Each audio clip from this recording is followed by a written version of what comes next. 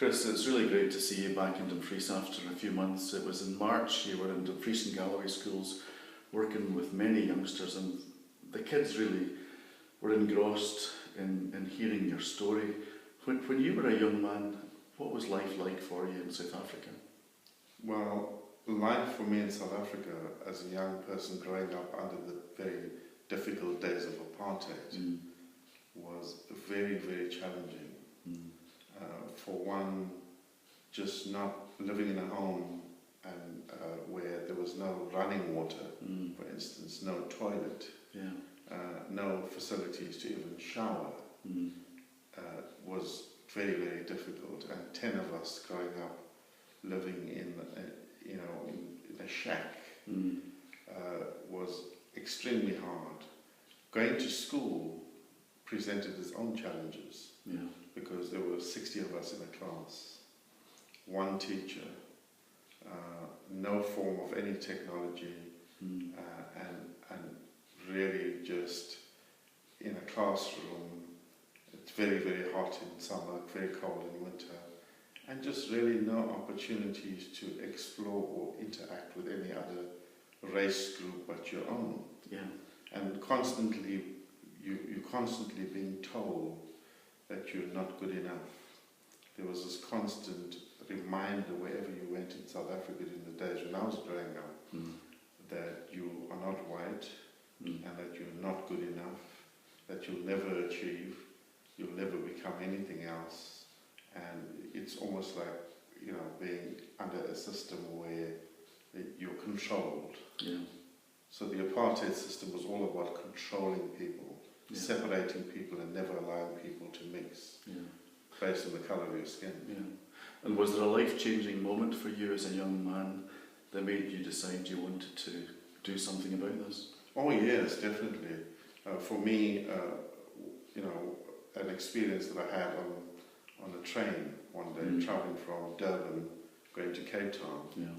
The train stopped in a place called Bethlehem, and I was working with my uncle, helping him out during the half term.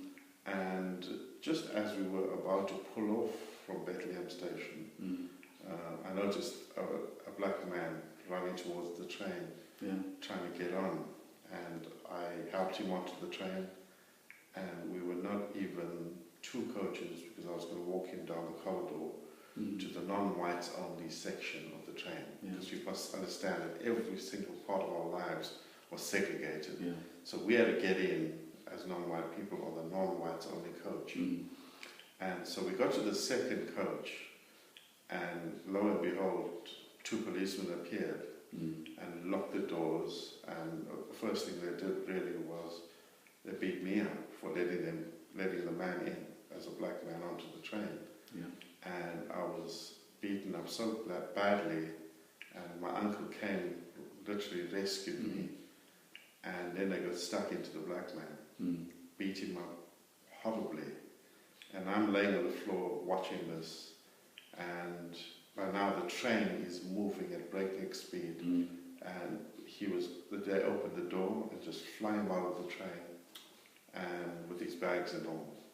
And so for me that was totally changed my life. I realized there and then that I've got to do something about the system of apartheid. That I've got to play my part in changing this world that I live in. And from that day onwards, I made a decision to join the ANC and to become a freedom fighter. Because at this point, Nelson Mandela was in prison. He had been arrested and sent to Robben Island, and so we were leaderless, but we were all frustrated with the system of apartheid. So that changed my life totally, and I decided, well, I'm joining the ANC and I'm going to organize people to resist apartheid. So I became part of the resistance movement. I remember you saying to the young people in the schools that when Mandela came out of prison, he wanted to contact your father, who'd worked with him. Yes. And then you got an offer. Yes. My father and him had been friends for a long time. They actually grew up together, and what happened was after Nelson Mandela went to prison, my father never got to see him. And then when he was released from prison, he had heard my name being mentioned as one of the other comrades. And I got this phone call from him, and he said, look, do you want to come to the office? And I thought it was somebody messing around, because people were fond of imitating him. Yeah. And so I went to the head office in Johannesburg, Shell House, and there he was in his office. He says, come inside. Yeah. And I got talking to him, and the first thing he asked me, how's your father? How's your mother? And I said, they're fine, and we wanted to speak to them. So we got them on the phone, and him and my dad had this conversation for for 3 whole hours, and I'm sitting there. And then eventually, he asked me, well, what are you doing now? So I said, well, we've just come out of prison, and we're going to now organise ourselves and gear up for elections. And he said, well, do you want to come work with me? And I thought, well, what a golden opportunity. Yeah. So I said to him, what will I do? And he says, well, do you want to be one of my bodyguards? Yeah. And I just couldn't pass up the opportunity, and ever since I worked for him from that day onwards, right up until his retirement in 1998. Right through his presidency. Right through his presidency. So you'd have some amazing stories there to tell. Yes. But the big message you've got for young people is on the respect agenda. Absolutely. The big message really is that we live in a global society. We're all part of this universe, and every one of us matters. And the whole idea, which it ties into the whole UNICEF, the rights of the child agenda, which is all about the fact that we all have rights, and we should respect each other. And with our rights comes responsibility, 3 R's. And so my story ties into the whole RRR agenda, rights, responsibility and respect agenda. And so I go around promoting that to schools as part of my story. Right. And really just letting children understand that opportunities or challenges that they face in their lives can be overcome. Yeah.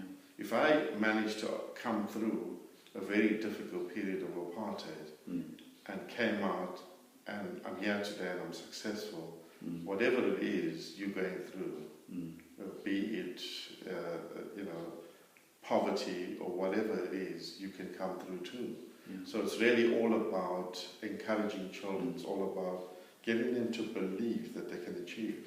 Yeah, and you've got a real passion for doing this in schools and in other forums. Yes, I do. I go around talking to many different schools. I go to high schools, and my message is really tailored for the different year groups. So, for instance, high school students, the message really is tailored to them, and for primary school students, obviously, we tailor to that age group. So it's really all tailored for the different year groups. And I speak to students at universities, colleges, and youth groups. And I have a passion for what I'm doing, and I believe it is going to make a difference in people's lives. And I've seen it.